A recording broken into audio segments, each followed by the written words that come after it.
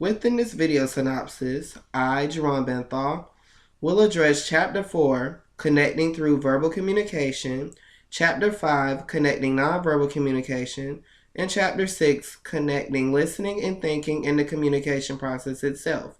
First, within Chapter 4, I examine the importance of language in actually communicating and how the four elements sound, words, grammar, and meaning affected language. Language, according to our text, communication, making connections, is defined as a structural system of signs, sounds, gestures, or marks that are utilized to express ideas and feelings among people.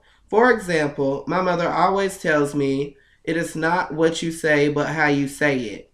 A lot of times, your actual choice of words, grammar, sound, and expression can affect how you come across to the listener.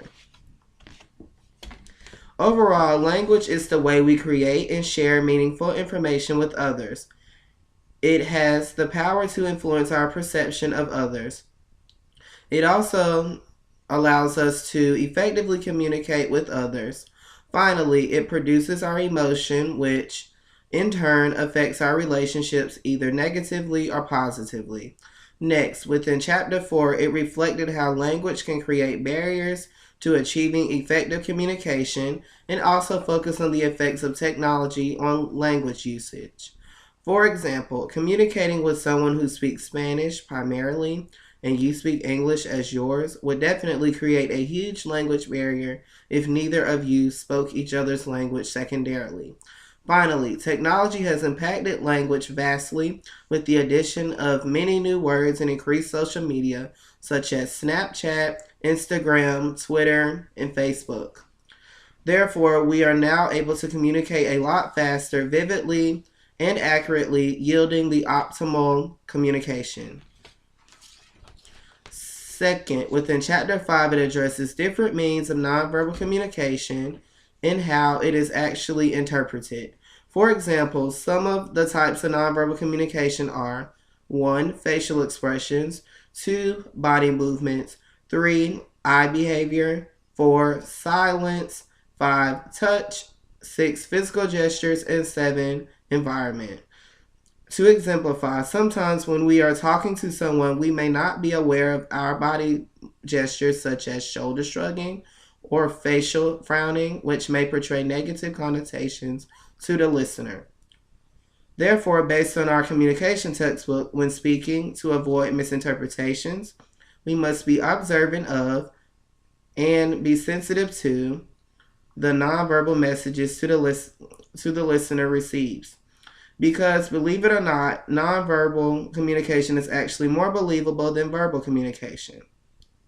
Last, when examining Chapter 6, Becoming an Effective Listener, comes into play, based on our textbook, listening is a cognitive activity inclusive of the active process of receiving, constructing meaning from, and responding to spoken or nonverbal messages. Our text also states that in order to listen effectively, one must hear, and in order to hear, one must listen intently as well. Chapter 6 also goes on to explain, besides hearing, there are various other stages of effective listening such as thinking, understanding, remembering, interpreting, evaluating, and responding, which incorporates giving feedback. In addition, some of the functions of listening are 1. To obtain information, 2. To evaluate, 3. For enjoyment, and 4. Listening with empathy. Lastly, Chapter 6 describes some of the barriers of effective listening. 1. Referring to the speaker and or topic as boring or uninteresting. 2. Criticizing the speaker and not focusing on the message. 3. Being nitpicky, focusing on minute details and not main ideas. 4. Failing to adjust to distractions. And 5. Avoiding difficult listening situations.